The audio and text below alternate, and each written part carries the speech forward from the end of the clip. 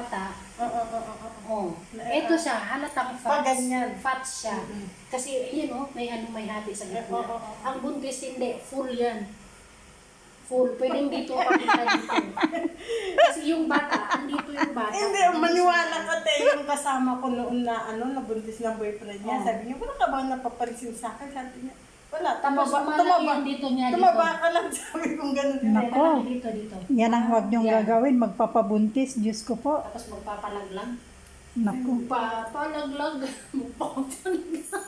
Ala, hindi ko talaga. Hindi, nagtago lang siguro yon. Baka nagtago. Ha? Nagtago lang. Hindi natin alam. Tapos, Siya lang nakakaalam na tapos sinabihan ko siya na sabi ko, Kasi bigla-biglaan, imposible na bakit biglaan. nag-text sa'yo, te? Hindi, tumawag mismo, sinigaw-sigawan ko. tumawag nga daw. Tumawag sa akin, Kailan? 1 week before, sinigaw-sigawan ko Yun yun. siguro yung huling kita ko. Baka yun na yung alis. Hindi lang niya sinabi. Sinigaw-sigawan ko siya. Sabi ko, wala kang isang salita. Sabi ko, nieta ka, sabi ko. Sabi niya, kunin ko yung number ng boss mo, sabi niya. Sabi ko, kunin mo. Tapos tumawag siya. Ito naman parang baby naman. Oo.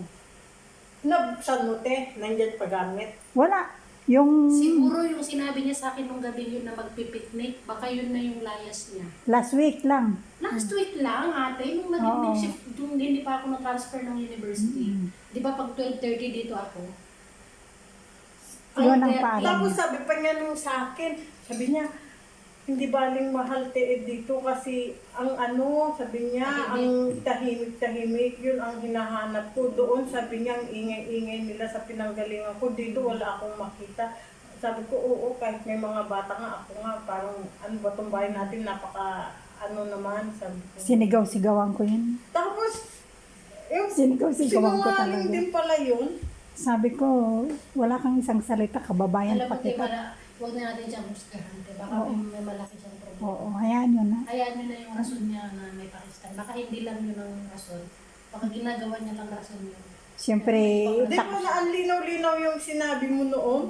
tapos Ay, takot okay yun. lang, sabi niya gano'n. Oo, okay lang. Ay, narinig mo pala yun? Oo, di ba Narinig mo?